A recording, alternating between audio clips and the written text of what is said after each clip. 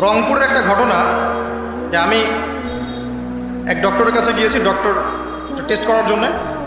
গাড়ি থামিয়েছি, দৌড় দিয়ে একটা ছেলে আসছে, দূর থেকে আমাকে দেখেছিল, এসে গ্লাসে লক করছে। গ্লাস খুলে বললাম, কি সমস্যা বলেন? তো বলছে, হুজুর জাস্ট আপনাকে দেখে দৌড়ায় আসছি একটা খালি মাসআলা জানার জন্যে, যে একটা ঘটনা ঘটেছে আমাদের এলাকায়, এটার সলিউশন কি হবে। অনেককে জিজ্ঞাসা করেছে, অনেক রকম কথা বলেছে, আপনার মন্তব্য জানতে আমি দৌড় দিয়ে এসেছি। কি ঘটনা ভাই? তো বলছে যে আমাদের এলাকায় একজন ছেলে, মাদকাসক্ত ছেলে, মানে এডিক্টেড, ড্রাগ এডিক্টেড, সে তার নিজের মায়ের সাথে জেনা করে ফেলেছে। তো এটা শোনার পরে আমি আসলে কি অ্যান্সার দিব, আমি প্রায় 2 মিনিট চুপ করে বসে আছি। আজ বলবেন কি বলবেন এখন বলেন? এই ছেলের এখন করণীয় কি এটা জানতে আসছে, কি করবে এখন সে? 2 মিনিট চুপ করে থাকার পরে আমি খালি একটা কথাই বললাম যে আল্লাহর কাছে খালেসভাবে তওবা করতে বলেন, এর চেয়ে বেশি কিছু আমার বলার নেই। তো ঘটনাটাকে আপনাদের কাছে কত বিব্রত বোধ হচ্ছে না? অরুচিকর মনে হচ্ছে, খারাপ মনে হচ্ছে, কিন্তু আমরা এখন দিব্যি সুদ খাচ্ছি, মায়ের সাথে জেনাও করছি। খারাপ লাগছে না, বরং যুক্তি দিচ্ছি এগুলো না করলে কি যুগে চলে? মহিলাদের অবস্থা দেখেন, গ্রামে গঞ্জে সব সুদি এনজিও ছড়িয়ে পড়েছে এবং তারা সদস্য, জমি জমা, ভিটে মাটি, গরু ছাগল সব খোয়াচ্ছে, তারপরেও খেতে হবে। কারণ ওই যে আতাজআলু ফিহা মা ইউফসিদু ফিহা ওয়া ইয়াসফিকুদ দিমা, আপনি কি এমন কাউকে পাঠাবেন যে পৃথিবীতে গিয়ে ফাসাদ সৃষ্টি করবে? এটা হচ্ছে ইকোনমিক ফাসাদ, অর্থনৈতিক ফাসাদ। দেখেন, মুসলিম পরিবারে জন্মগ্রহণ করেও ম্যাক্সিমাম মানুষই নামাজ পড়ে না। ম্যাক্সিমাম কতজন মানুষ 5 ওয়াক্ত নামাজ পড়ে, এটা এখন জরিপ করার ব্যাপার। দেখবেন মেজরিটি সংখ্যক কোরআনটাকে বিশুদ্ধ করে তেলাওয়াতও করতে জানে না। কথাগুলো রূপকথা মনে হচ্ছে, বাস্তব জীবনে নেমে এসে দেখেন। ওই যে বলি না আমরা, তাওহীদি জনতা মাঠে আছে, তাওহীদি জনতা মসজিদেই নাই। কি বুঝলেন? কোন মাঠে আছেন? তারপরে মুসলিম পরিবারে জন্মগ্রহণ করে দেখবেন পর্দা যে একটা ফরজিয়াত, এই কনসেপ্টই নেই। বরং এখন চেতনা এমন যে গায়ের জামা কাপড় ছিঁড়ে খুলে ফেলতে পারলে বাঁচি, মানে এখন এই যুগ চলছে। একটু আমি দেখাচ্ছি যে কীভাবে এই জায়গায় আসছে। দেখেন, একটা সময় ছিল যে মানুষ এই যে সিগারেট খেত, স্মোক করতো। আমরা ওই জেনারেশনটা দেখেছি, স্মোক করতো চুপ করে, ওই চায়ের দোকানের কর্নারে, এই বাথরুমে ঢুকে, ওই মাঠের ওই কর্নারে গিয়ে, কেউ যেন দেখে না ফেলে। তারপরে কয়েক বছর পর পরিস্থিতি একটু পরিবর্তন হলো, ওপেন স্মোকিং, সবাই, ভাইয়ের সাথেও স্মোকিং, বন্ধুর সাথেও স্মোকিং, পরে বাবার সাথেও দেখা যায় ছেলে স্মোকিং। এই একটা যুগ আসলো দেখেন। তারপরে আস্তে আস্তে নতুন মদ আসতে লাগলো, গাঁজা, হেরোইন, প্যাথেডিন, হুইস্কি ইত্যাদি, ফেন্সিডিল, ইয়াবা। এখন ইয়াবার যুগ, আরও আপগ্রেডেড কোনো মদ আসছে। এখন সিগারেট টিকেট কোনো বিষয় নেই, কিন্তু ফ্যাশন। যদি কেউ ইয়াবা খায় তাহলে বলা হচ্ছে হ্যাঁ এ মাদক সেবী। আর বাই দ্য ওয়ে, আমাদের দেশে কিন্তু নিবন্ধিত 190টা বারও আছে, হ্যাঁ, এবং দেশি 204টা ব্র্যান্ড চলছে, আর বিদেশি 38টা ব্র্যান্ড চলছে। পারমিট পেয়েছে 85,070 জন, এবং এই মাদক সংশ্লিষ্ট এনজিও আছে প্রায় 76। 21 বছর হলে যদি কেউ পারমিটধারী হয়, সে মদ খেতে পারে, কোনো সমস্যা নেই। এটা নাগরিক অধিকার আপনার। আবার আশ্চর্যের ব্যাপার এটাও যে এগুলো খুলে উন্মুক্ত করার পরেও আবার মাদক নিরাময় কেন্দ্রও আছে 7টা। মানে ওভাবে খাবেন, এডিক্টেড হয়ে যখন জীবনটা নষ্ট হবে, এই 7টা নিরাময় কেন্দ্রে এসে আপনি চিকিৎসা নেবেন। এগুলো ডিপার্টমেন্ট আছে, সদর দপ্তর আছে, সব গোয়েন্দা সংস্থা আছে, এবং মাদকদ্রব্য নিয়ন্ত্রণ অধিদপ্তরও আছে। তো এটা একটা সার্কাস, মানে এই ওয়ার্ল্ডটা হচ্ছে একটা সার্কাসের যুগ। এই বিশ্বে যা হচ্ছে না, খালি চোখ দিয়ে যা দেখছেন, এর বেশিরভাগই সার্কাস। যেটা বলছিলাম, এখন ইয়াবার যুগ চলছে না। একটা সময় ছিল যখন ছেলে মেয়ে যদি অ্যাফেয়ার করতো লুকিয়ে চিঠি দিয়ে, কেউ যেন না জানে, তাই না? ঠিক, তার মানে এগুলো পার করে আসছে তারা। তো লুকিয়ে ছিল, কেউ যেন দেখে না ফেলে। কফি শপে বসলেও খুব সাবধানে, রিক্সায় বসলে কেউ যেন না দেখে। তারপর একটা যুগ আসলো যে জানলে কোনো সমস্যা, বাসায় ওপেন, আমার গার্লফ্রেন্ড, ও আমার গার্লফ্রেন্ড, ও আমার বয়ফ্রেন্ড, আমরা বিয়ে করব, আমরা প্রতিশ্রুতি দিয়েছি একে অপরকে, নো প্রবলেম। তারপর একটা যুগ আসলো যে যেহেতু প্রেম করছি, বিয়েই তো করতে যাচ্ছি, তো সেক্স করলে সমস্যা কোথায়? তখন আবার সেক্সুয়াল অ্যাক্টিভিটি শুরু হয়। মেয়েরা যদি বাইরে বের হতো, তাহলে যদি কোনো মেয়ের শর্ট কামিজ থাকতো বা আটো-শাটো পোশাক থাকতো, সে গিল্টি ফিল করতো যে সবাই আমার দিকে তাকাচ্ছে, কেমন লাগছে। আর বেশিরভাগ মানুষ এমনটা করতো না, ওই কয়েকজন করতো। আস্তে আস্তে একটা যুগ আসলো যে না, এখন বেশিরভাগই করে, সয়ে গেল এটা। তারপর একটা যুগ আসছে সরাসরি সেক্স, প্রেম টেম কিছুই নাই, এখনকারই সেক্স। পতিতালয়ে যাবো, সেক্স করবো, চলে আসবো। গার্লফ্রেন্ডের সাথে সম্পর্ক, লাগে সেক্স, তারপরে বাজ বিচার করে দেখবো কোনটা ভালো। আর বাই দ্য ওয়ে, আমাদের দেশে 14টা পতিতালয় আছে, হ্যাঁ। আর এগুলো আমি বানিয়ে বলছি না, আপনি গুগল করলেই দেখতে পারবেন।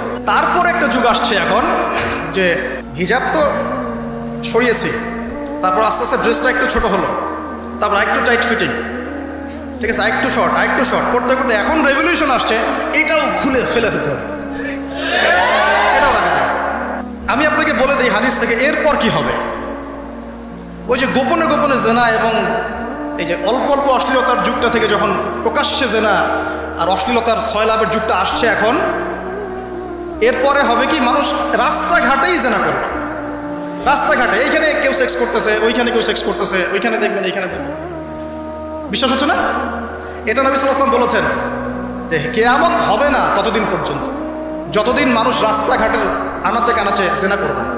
তখনকার সবচেয়ে ভালো মানুষ যে হবে, সে কে জানেন?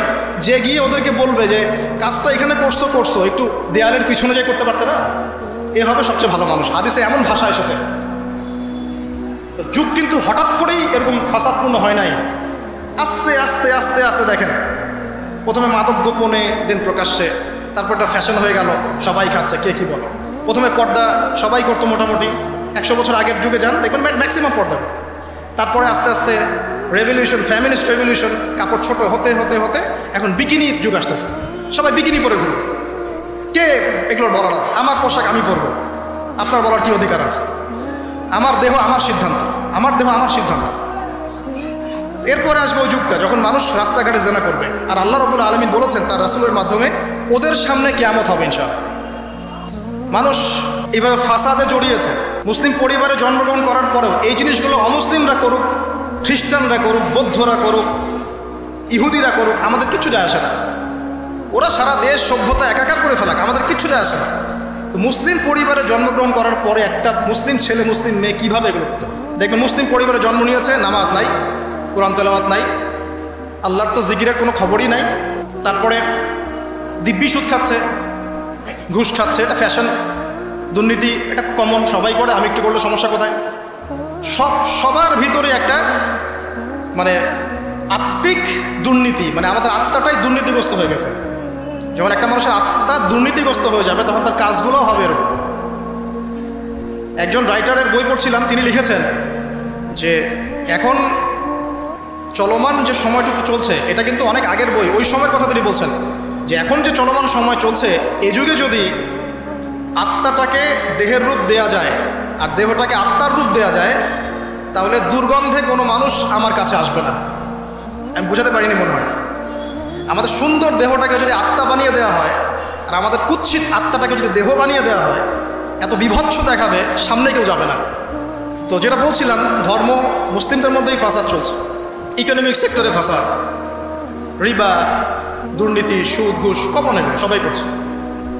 মুহাম্মদ সাল্লাল্লাহু আলাইহি ওয়াসাল্লামের উম্মত কিন্তু আমরা কিন্তু আল্লাহর সেই বান্দা যাদের পিতাকে আল্লাহ পাক ফেরেশতাদের সামনে সেজদা করিয়েছেন জ্ঞানের কারণে।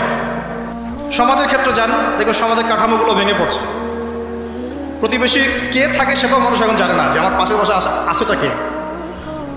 একজন আরেকজনের উপকার করা, কাউকে ছাড় দেয়া দিন দিন কমে যাচ্ছে। দেখবেন কারো উপকার করা, এটাকে মানুষ বিরক্তি মনে করছে। রাস্তাঘাটে চলবেন, কেউ ছাড় দিতে রাজি নয়। যে আপনার আগে যেতে পারবে সে সফল, ভাবখানা, কেউ ছাড় দিতে রাজি নয়। রাস্তার নিচু থেকে উঁচু শ্রেণী পর্যন্ত কেউ অন্যের স্বার্থে নিজের স্বার্থ বিসর্জন দিব, ছাড় দিব, এটা চিন্তা করা যাচ্ছে না। সমাজের কাঠামো কিন্তু ভেঙে গেছে। রাস্তাঘাটে দেখবেন বেপরদামি, প্রিমিক্সিং, জেনা, অশ্লীল মুভিজ। সমাজের কাঠামো বলে কিছু নাই এখন, যা আছে একটা খোলস, ভিতর থেকে এটা পুরো পচে গেছে। কিন্তু পচলো কার কারণে? আমার কারণেই তো, আমার আপনার কারণেই পচেছে। তো কীভাবে হচ্ছে আমি সেদিকে যাচ্ছি। পলিটিক্সে যান, গ্লোবাল অ্যাফেয়ার্সে যান, ফাসাদ আর ফাসাদ। বিশ্ব নিয়ন্ত্রকদের এখন একটাই কাজ, যুদ্ধ বাঁধিয়ে দেওয়া আর অস্ত্র বিক্রি করা। কার মাঝখানে যুদ্ধ বাঁধাবে আর কোথায় কোথায় অস্ত্র বিক্রি করবে, এটাই টেন্ডেন্সি, কিচ্ছু না। মানুষের জীবনে কোনো মূল্যই নাই এদের কাছে। একটা বোমে যে ইয়েমেনের হাজার হাজার শিশু মারা যাচ্ছে, কোনো ফিলিংসই নাই। বাচ্চাগুলো মরে গেল, কি হয়েছে? মানে পিঁপড়া ডলে দিলে যেমন মানুষের কোনো ফিলিংস থাকে না, মানুষের জীবনের মূল্য এমন হয়ে গেছে। নবী সাল্লাল্লাহু আলাইহি ওয়াসাল্লাম এটা বলেছিলেন, শেষ জামানায় হারাজ বেড়ে যাবে। হারাজ মানে হত্যা। কাতেল যে হত্যাকারী সে জানবে না লিমা কাতালা, কি জন্য সে হত্যা করলো। মাকতুল সে জানবে না যে লিমা কুতিল, কি জন্য তাকে হত্যা করা হলো। আর নিয়ন্ত্রণ শক্তি যারা বেশি, সমস্ত বিশ্বটাকে ওদের দাসত্বের মধ্যে আনতে চায়। আর এই দাসত্বের পথে একমাত্র বাধা হচ্ছে মুসলিমরা, বাকিরা তো আর বাধা না। এই কারণে মুসলিম সমাজের মধ্যে এগুলো বেশি বেশি ছড়িয়ে দেওয়া হচ্ছে, পর্ন, জিনা, মাদক, এইটা সেটা, যাতে করে মুসলিমদের আধ্যাত্মিক যে শক্তিটা এটা না থাকে। যখন আপনার কাছে আধ্যাত্মিক কোনো শক্তি থাকবে না, তখন আপনি পরাজিত। তো সুদ ছড়িয়ে দিচ্ছে সারা ওয়ার্ল্ডে। সুদ কি আর বাংলাদেশ থেকে এসেছে? সুদ পশ্চিম থেকে আসছে। পর্নোগ্রাফি কি বাংলাদেশ থেকে আসছে? পশ্চিম থেকে আসছে। পৃথিবীর প্রথম পর্ন যে মুভি, এটা তৈরি করেছে ব্রিটেন, আমেরিকা। 7 মিনিটের ক্লিপস ক্যালিফোর্নিয়া শ্যুট করা হয়েছে, এবং তারপর আস্তে আস্তে সারা ওয়ার্ল্ডে ছড়িয়ে দেওয়া হয়েছে। সারা বিশ্বে এই পর্নের বিজনেস হয় $97 বিলিয়ন প্রতি বছর, যার মধ্যে $12 বিলিয়ন প্রফিট করে আমেরিকা। খোলামেলা কথাগুলো, এটা ইন্ডাস্ট্রি একটা। এটা দিয়ে মুসলিম যুবকদের নৈতিক চরিত্রটাকে শেষ করে ফেলা হচ্ছে। আমাকে খুব ভালো মনে হচ্ছে, আপনাকে খুব ভালো মনে হচ্ছে, অমুক হুজুরকে খুব ভালো মনে হচ্ছে। চোখে এসব পড়ে নাই এমন একটা মানুষ খুঁজে পাওয়া যাবে না এই যুগে, এটা আমার বক্তব্য। ইল্লা মাশাআল্লাহ, ইল্লা মাশাআল্লাহ। যদি এমন কেউ থেকে থাকেন যে এইসব মানে কি বলবো, ইন্টারনেট সেকশনের সাথে কোনো সম্পর্কই নাই, তার ব্যাপারটা হয়তো ভিন্ন। বাকি সবার চোখে এগুলো পড়ছে, এবং এটা কমন। এবং এগুলো কিন্তু দিন দিন গ্রামে বাড়ছে বেশি। কারণ কি, শহরের মানুষ এগুলো দেখতে একটু অভ্যস্ত, যে মেয়েরা এমনি হাঁটে, অমনি হাঁটে, এরকমই ড্রেস পরে। আর গ্রামে তো এইসব কম ছিল। যখন গ্রামে এই পর্ন চলে গেছে, তখন গ্রামের যুবককে আর কে ঠেকায়। এখন সে প্রতিদিন দেখা যাচ্ছে গ্রামে গঞ্জে ধর্ষণ বাড়ছে। মেয়ে ওর কাছে একটা ভোগের বস্তু, পশুত্ব আর দমন করতে পারছে না, আক্রমণ। আর এসবের যেহেতু ইসলামিক কোনো বিচার হচ্ছে না, ইসলামিক লস কেমন, যে একজন চুরি করেছে, জুমার দিন নামাজ হবে, নামাজের পরে সমস্ত এলাকার লোকজন দাঁড়িয়ে থাকবে, সমস্ত এলাকার লোকজনের সামনে তার হাতটা কেটে ফেলে দেবে। এলাকার সব লোক দেখবে যে চুরি করলে এই শাস্তি হয়, ভয় আর চুরি করতে যাবে। কেউ কাউকে অন্যায়ভাবে হত্যা করেছে, তারও কেসাস করতে হবে, এবং সেটা সবাই জানবে যে ও হত্যা করেছে, এ তাকে কেসাস করেছে। কেউ কারো চোখ উপড়ে ফেলেছে, ওরও চোখ। কেউ কারো হাত ভেঙে ফেলেছে, ওরও হাত। হাতের বদলে হাত, চোখের বদলে চোখ, কানের বদলে কান, কেসাস। ধর্ষণ করেছে, জনসমক্ষে সবার সামনে নিয়ে এসে দেনান কোর্ট বসিয়ে সাক্ষী প্রমাণ নিয়ে মৃত্যুদণ্ড। সবাই দেখবে যে মৃত্যুদণ্ড। প্রয়োজনে এই যে প্রজেক্টর লাগিয়ে লাগিয়ে দেখা যায়, এই যে এই কাজ করেছে, এই শাস্তি। রাস্তাঘাটে ইফটিজিং হচ্ছে, মোবাইল কোর্ট থাকবে, ইফটিজিং হচ্ছে, রিপোর্ট প্রমাণ ধরা হবে, সাথে সাথে বিচার। এরকম একটা মাস করলে পরে দেখবেন অপরাধের মাত্রা বাড়ে না কম। আল্লাহর কসম করে বলছি, এটা ইনশাআল্লাহ 80% কমে যাবে ইনশাআল্লাহ। কিন্তু এটা করলে কি হবে জানেন? ওই যে পশ্চিমে বসে আছে বিশ্ব নিয়ন্ত্রণ সংস্থা, ওরা বলবে যে এই স্টেটের দিকে নজর রাখ, এরা মৌলবাদী হয়ে যাচ্ছে, এরা সন্ত্রাসী হচ্ছে, মানবাধিকার লঙ্ঘন করছে, ইত্যাদি ইত্যাদি। অথচ তুমি মিয়া সারা বিশ্বের মধ্যে লাখ লাখ মানুষকে বোম মেরে হত্যা করে দাও, তোমার মানবাধিকার লঙ্ঘন হয় না? তো সবখানেই ফাঁসা। হকটাকে মানুষ বাতিল মনে করছে, বাতিলকে মানুষ হক মনে করছে।